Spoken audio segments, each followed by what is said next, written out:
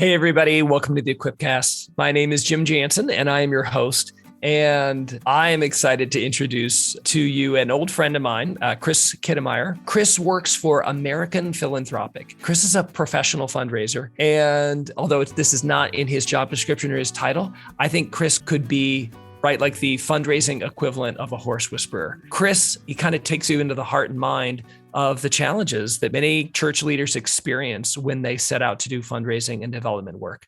The fears of rejection and hypocrisy. He talks about how important it is for us to acknowledge when we're new. And he gives some keys, like the golden question. At the end, he talks about what if a parish were to begin to do a mission campaign? This is great stuff. You're going to love this. Listen to this for yourself and for a pastor or an organizational leader you know who isn't maybe excited to take their first step. Chris is going to demystify that. And he offers a free consulting conversation at the end. Take a listen. Welcome to the Equipcast for the Archdiocese of Omaha.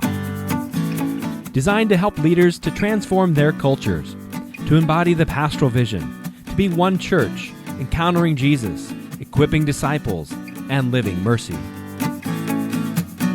Chris Kuetemeyer, welcome to the podcast. We've been friends for a long time, and I wouldn't remember how long, except for that you and your lovely wife, Elizabeth, and I met when my oldest, now 19 years old, was a baby. So, Chris, thanks for being with us. How you doing? I'm doing great, Jim. It's great to be here. Thanks for having me here. It's amazing to think about how fast time flies and how long we've known each other. That it's been now more than half my life, I think, that we've known each other. No, thanks for making me feel old now. Not quite half my life.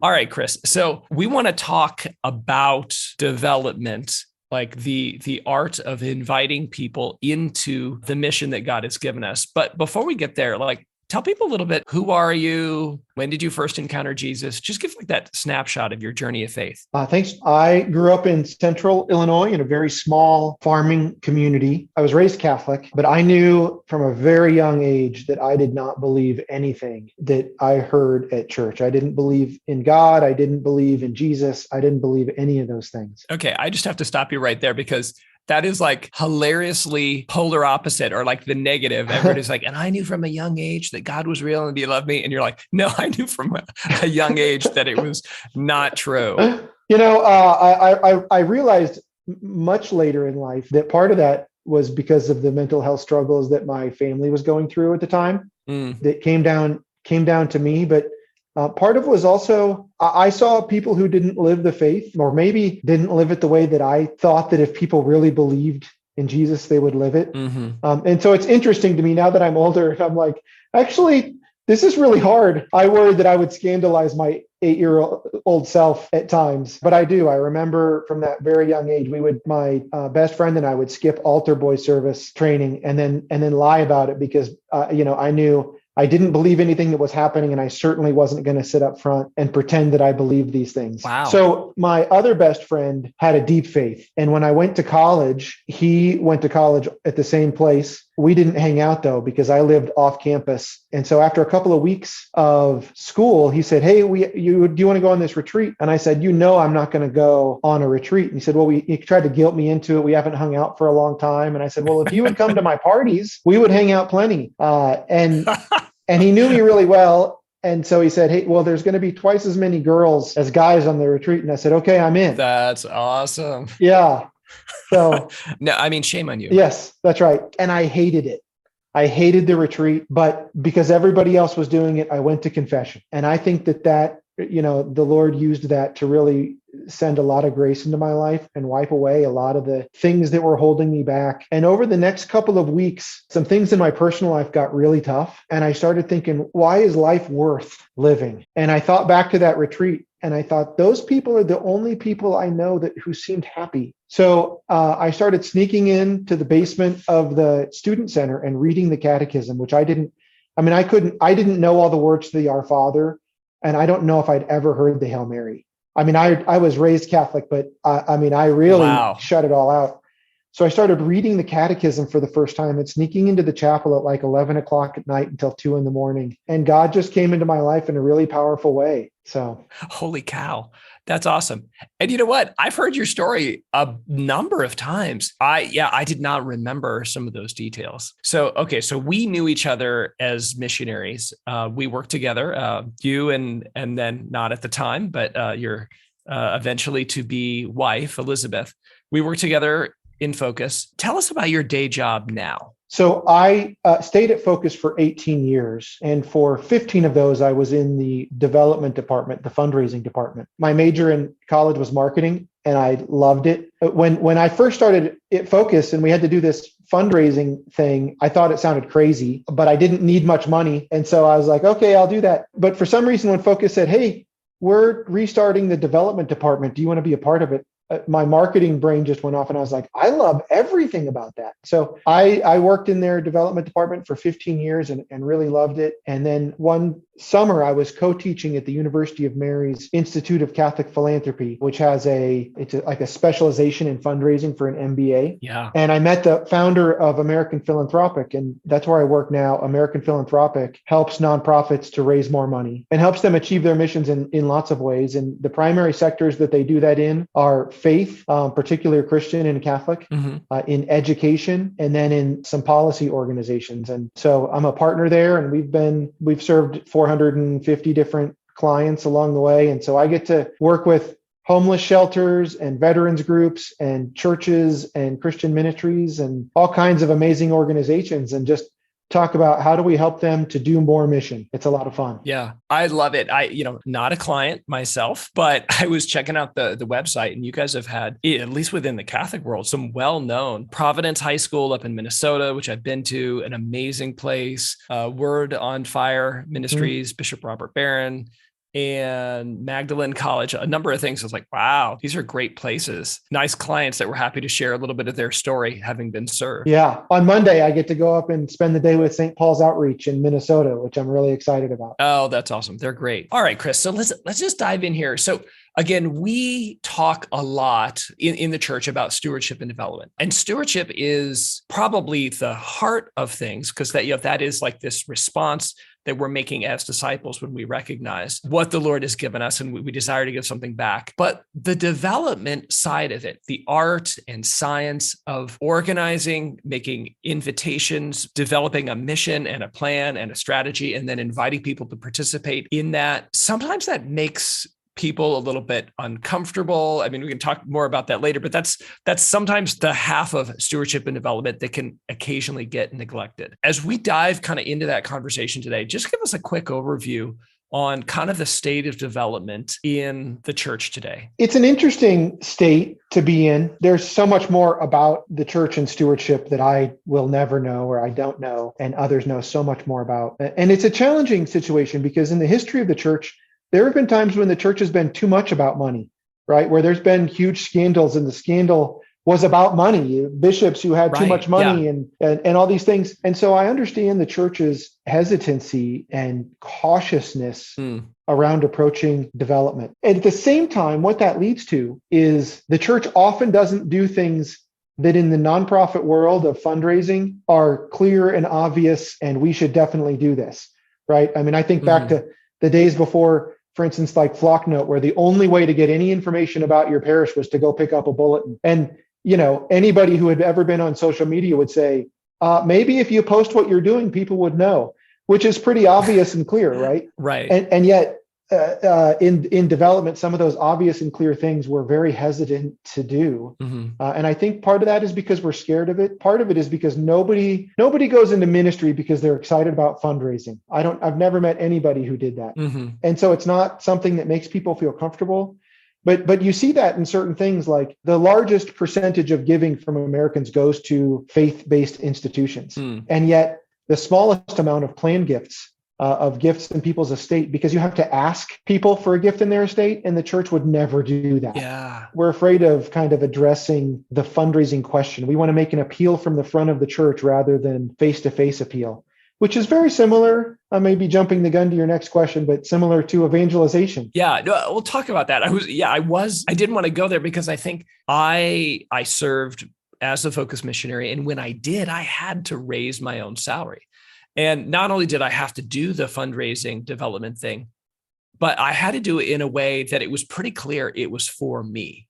I mean, it's hard enough to ask someone to make a gift for something that isn't for you or feels a little bit more distant from you. But I had to ask people to adopt me personally to support my missionary labors. And man, is that a gut check. And that gut check feels very similar to the type of gut check you feel when you take the gospel seriously as a disciple, or when you have to share your faith as a missionary disciple in a moment of evangelization. Can you talk a little bit about the connection between those things, discipleship, evangelization, and development? Because I don't know if most people would pair them, but for us, like, oh, they totally go together. Mm-hmm. So talk a little bit about that. I think there's a couple of ways they go together. The first is in what holds us back. And I think that's often our own fear, mm-hmm. our fear, number one, of rejection.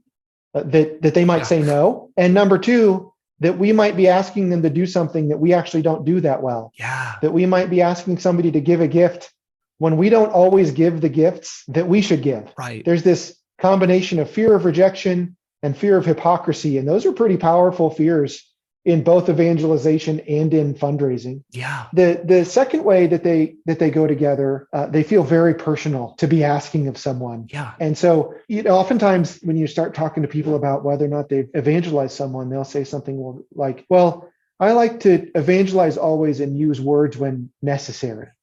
Which basically means I just try to live a nice life, and if someone converts, that's kind of on them. Yeah. And that's the way we want to do fundraising at the parish too. We want to give an annual update, how the church is doing, the parish is doing, how the fundraising is going, and hope that if people are moved to give, they will. But it feels so personal to have to go and talk to someone about it. Yeah. A little overwhelming. So yeah. But I also think once you've done it, it doesn't make it. I mean, it does get easier over time.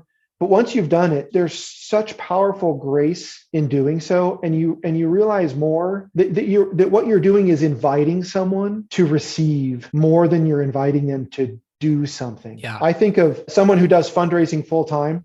I often equate their job to a nutritionist. We all know that we should probably eat healthy. Yeah. And that we would be happier if we did. But I'd rather eat a cookie, and I'd rather have more ice cream than more broccoli. But I know that I'd actually be happier if I ate healthy. And the same thing with giving. I know buying more stuff won't really make me happier. Yeah. And I experience that when I give my money away to help someone else, it actually does make me happier. But overcoming that, but I would really like a new sweater, or I would really like to go on a bigger vacation, or I would really like to buy a steak dinner instead of go to Chipotle for a date. I want all of those things. I personally want all of those things. But for a fundraiser to remind me, not specifically with these words, that I would be happier if I lived more simply and gave more money away, is such a great blessing to the people that you do that for, because when they do it, they'll feel so glad that they did. Yeah. Well, and if I can speak to the pastors' hearts out there, the middle to lower income in the United States puts you as one of the richest people in the history of humanity. I mean, middle income in the United States right now is just,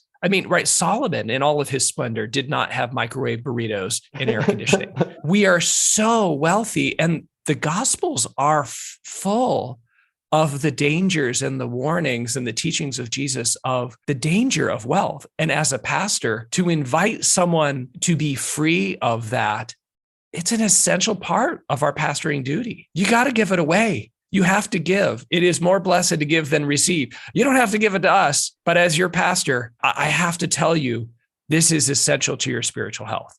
Generosity is not optional for a disciple. Mm-hmm. Chris, I remember as we were talking a little bit, just ahead of the show before we hit record, we were talking about the book of Romans. Like, these things came together for you. Like, you have some convictions here. Tell us how these convictions came to be, because they didn't come out of nowhere. As I felt drawn to this field, I realized I didn't know what I was talking about. So I started reading a lot of books, and part of it, at one point, somebody had said, hey, maybe you should write a Bible study. And I was like, oh, maybe I should study the Bible about what the Bible says about these things. and I was just blown away. The things that Christ teach, and looking at what a powerful thing generosity can be. Mm-hmm. And one of the things that really struck me personally is in Romans 12, it talks about the gifts of the Holy Spirit. And one of the gifts that it talks about is generosity. We often think about some of the other gifts mentioned at the same time are the gift of hospitality, the gift of prophecy, and these things. And we often think, oh, we need to host an event. Who should we ask to help? And someone will say, well, Betty has the gift of hospitality. I bet we should ask her, but we never think of the gift of generosity as being in the same thing. Yeah. That actually that might be someone's path to holiness, that the way that they're supposed to live their faith is through generosity. And we don't invite people to do that. And one of the ways you can know that Betty might have the gift of hospitality, or most of the people who have the gift of hospitality that I know, either they're really good at bringing people together or they're really good at baking. They've got some kind of gift that says that you would see and say, hey, maybe the gift of the Holy Spirit is in them. And, yeah, I think a good way to see potentially that somebody has the gift of generosity is that the Lord gave them things to be generous with.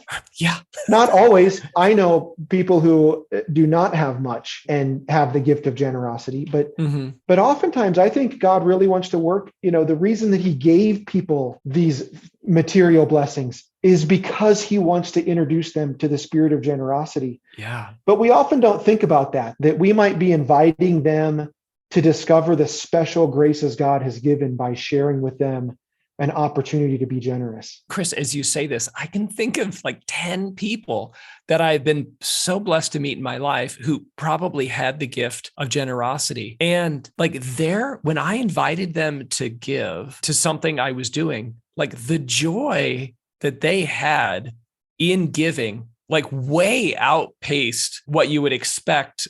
I mean, it was clear that it was like this deep, deep joy for them and something that was drawing them closer to the Lord. It was very cool to watch. That's great. I've seen that many times. And what you don't often see is people who are building their businesses or who are working are thinking, I'm doing this because I want to do good in the world. Yeah. But in the church, oftentimes we're afraid to invite them to do the good for eternity that is the purpose for them of building their business or of working to begin with. So I think we just need to be brave sometimes in doing that. No, I remember as a relatively new missionary, I remember the phrase, it's more blessed to give than receive. And I remember realizing I only believed that halfway. I believed it was true for me, that I was more blessed when I gave rather than I received. But I didn't think it was true for other people. I was unwilling to give people the opportunity to give. And when I actually let that kind of sink in and I started to say, okay, well, gosh, now my lens of who might I invite is well, who do I want to be blessed? Suddenly had a lot more people that I was open to having a conversation in. Yeah. On that, we use donors, the word donors, right? That's the common American word for people who support something is donor. Right. And I don't love that word because the root of that is donation. You become a donor because you gave a donation. I like the word benefactor much more because you become a benefactor because you're benevolent, because you're doing good in the world, because you're participating in that good. So, and that's part of why it's more blessed to give than to receive, because when you are benevolent, you are participating in a good. Yeah. You're actually pursuing a virtue. You're living a virtue. You're becoming more virtuous, making yourself a better person and building up that treasure in heaven. Oh, Chris, I love it. Okay. So let's dive in. I want to give it just for our listeners a chance just to get a little bit of kind of the wisdom and your experience here. Again, your work takes you lots of different places in the church. What advice do you have for church leaders who are just beginning the process of doing development work? Maybe they're like, crap, all of those fears of rejection, hypocrisy, that's me. What would you say to somebody who's just getting started? Yeah. The first thing, be new. This is a field where being new is really awesome, right? Yeah. When you walk into somebody and you say, hey, I'm brand new at this stuff, they'll give you so much grace and so much room. If you're a really experienced fundraiser, a donor will never tell you, you should have asked for more, Chris. I can give a lot more. But when you say I'm new, they're absolutely willing to tell you that, because they care. They know how hard this is, that you're attempting this new effort and inviting someone into something. Yeah. Oh my gosh, I love that. I'm actually flashing back, right? Our mutual friend, Father Robert Mattia, who has really embraced this in his role as a pastor. But, blessed to know him when he was first starting out in development. And he's like, oh my gosh, I think I'm going to be sick. And he had these wonderful people who are like, okay, try again, Father. Just ask for more this time. And they were just like totally willing to meet him there. Mm-hmm. The second thing that I really love to see people who are new at this do is to ask people why they give, is to say, hey, I'm new at this and I'm learning. Can I ask you why do you give to the church? Or why did you agree to meet with me? Yeah. And hearing people's why. First, Simon Sinek wrote a great book, Start With Why. Mm-hmm. And so this is actually really important, not only from a learning perspective for yourself as a new fundraiser, but also for actually raising the funds that you're looking for, is to ask people why. Why do they care about that? Why do they give to the church? Why did they agree to meet with you? Because you're going to connect them to their own heart, which is one of the keys in terms of fundraising, is to get at the heart of things. The second thing, and this is a hard question, so if anybody pushes back against this in their heart, know that I know that. One of the best questions you can ask people is, what's the biggest gift you've ever given and why did you give it? Wow. Number one is it's going to be powerful because it's going to share with you what really inspires them to give.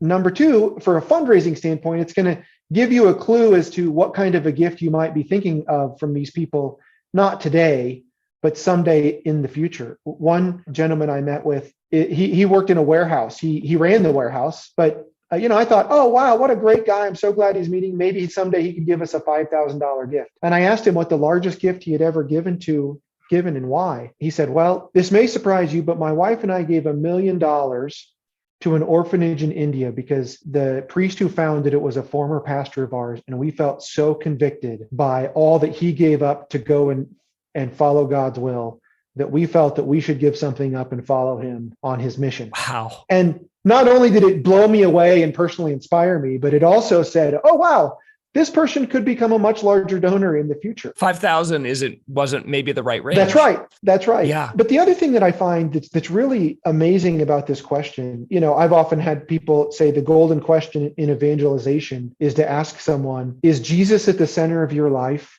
And would you ever consider having him be at the center? Mm-hmm. That it's kind of that enlightening question because it connects so deeply to someone's heart. And I think of this as the golden question in fundraising. And it's a question that we think, just like that first question in evangelization, we think, oh my gosh, that's way too personal. I can't ask that. But if you've ever tried asking it, you'll be shocked at how desperate people are to answer your question. Because here you are asking about something especially for somebody who's been raised Catholic or Christian, that is right at the heart of what they think about in their inner thoughts all of the time. And no one has ever asked them. Yeah. And this is the same thing in modern Western culture. We don't go around talking about the big philanthropic gifts that we've made. Yeah. Number one is people don't love talking about themselves as much as you think, oh, somebody has their name on this building. They're so conceited. 90% of the time, if somebody has their name on the building, it's because the college or the university or the whoever begged them to put it on to inspire other donors. And they said, please don't 4 times. And finally they said, okay, if you really think it will help, it's okay. Yeah. It's not because people are trying to take credit for their gifts. And so most of the time when we've given a gift, think about this for yourself, whatever that gift was, you made it for a reason. Yeah. And it was important to you. And I can almost bet that outside of your spouse, you've never told anybody that you made it. Yeah, especially with what we talked about earlier. It's a beautiful experience, right? Jesus says, where your treasure is, there will your heart be also. And there's this amazing moment on people's hearts that because of social manners and the desire to avoid bragging, they can't ever share about. That's right. And you can release that. If you're new, hearing people's stories is so powerful. And so I would encourage those 3 things. 1 is be new. 2 is ask people why. And 3 is ask them what the biggest gift they've ever given is and why. And then you'll find that the rest of fundraising kind of just opens up easily. Oh my gosh, Chris, that's awesome. All right, let me ask this, see if I can dig a little deeper here. Some of the mechanics, things like data analysis, grant writing, leadership development, strategy. I'm just imagining some people listening, and those things seem overwhelming. Development work has its own language. culture. It really is a science in many ways. Sometimes it can seem very foreign to the heart of leaders who they just want to serve how God made them. Can you help connect the dots as to why development work is so important for the work of the church? I think, first of all, sometimes people in development, maybe oftentimes people in development, create all this jargon to make it seem like it's daunting so that somebody respects their job more. I don't know. Yeah, gosh. Or feels like they need specialists. It's actually pretty simple. It's doing the right things the right way consistently. And those right things are not really that hard. But doing them consistently, especially in the church setting, can be hard because they take time. And that's the commodity that is often the least available. Yeah. But I think starting with what it is that you want to do, we often get a little caught up when it comes to fundraising. The first thing you want to do, you want to have a vision for what you're trying to accomplish. And that vision should be why am I doing this? And what's the impact that I hope to have? Yeah. But we as people in a nonprofit or people who are in a mission often get caught up in the how we're going to do it. Mm-hmm. Benefactors don't care how you're going to do it. They don't want to hear about all the details and when you're going to do the planning meeting, and then this is the next step and this is the next step. We want to do a retreat because we want people to love Jesus. Mm-hmm. And we think that we can impact hundreds of lives if we're able to do this retreat. That's all you need. What the talks are going to be about, who's going to give them, where it's going to be. None of those are actually important in the asking for this gift. Mm-hmm. But oftentimes we could get caught up in all of that. Ultimately, it's about relationship, right? Building a personal relationship, sharing a vision with someone, and then saying, would you come alongside and be a partner in this vision, in this mission?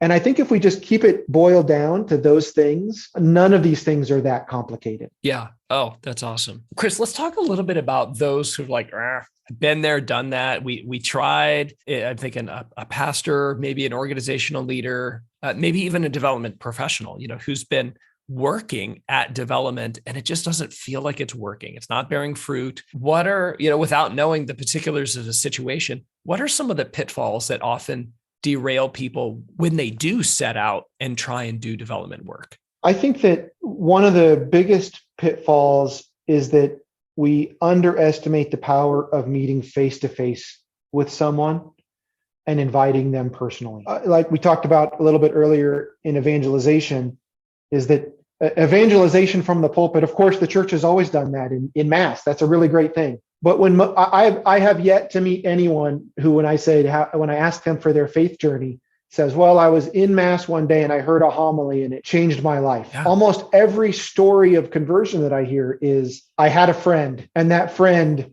did something with me, invited me. Yes. One-on-one, we were together and it changed my life. It's the same thing in fundraising. I think oftentimes when fundraising doesn't work, it's because we tried to do an event, or we tried to send out a letter, or we tried to give a talk at the front of the church, or we tried to do a bake sale. And all of those things are good. I actually think there's a place for all of those things. But if you're talking about the success or failure of something, it's how many people did you sit down with face to face, one-on-one, and invite them in a meaningful way? Yeah. And that's the thing that takes the most time, but it's also the thing that's the most powerful. Yeah. I mean, what we were just talking about earlier, right? The database and the grant writing and this and all of that stuff is overwhelming. And for those people who have a heart for ministry, one-on-one is like totally their home game. So, I mean, say that again, because I think like for those listening, you're saying the most important thing in fundraising actually is something that is a home game for most of our ministry leaders. Yeah. Sometimes when we think about fundraising, we think about what big thing can we do? Can we put together this big event and have a whole bunch of people there? And people are going to be inspired by other people giving. And that's not untrue. But when you see a successful event where they raise a bunch of money, mm-hmm. the reason that they raise a bunch of money is because someone has sat down one-on-one with all of the biggest donors before the event ever happened and asked them for their gift personally. Yes. And then said, hey, when we get to the event, would you raise your hand? Because we'll build enthusiasm and momentum. But they didn't raise the money at the event.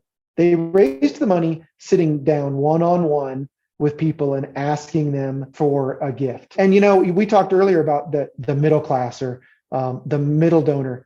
Those people are often the most excited to be sat down with one-on-one because nobody ever does that. Yeah. If you're talking about, a very wealthy person, there's one very generous, amazing gentleman in New York who every time I visited him, I was in the waiting room with two other development people, and one of us would go in, another, and when I walked out, there were two new people because that was his whole day, was meeting with fundraisers. But I can tell you, as kind of a middle-class person myself, I very rarely get phone calls asking me to meet and hear about somebody's vision and inviting me to give a gift. Yeah. Even though I could give a medium, four-figure gift kind of thing. Yeah. That often would, at least in the mission world, in the church, would fund something significant. Yeah. If you sat down with a handful of people. Yeah. It's more time effective than, going to town on a huge event.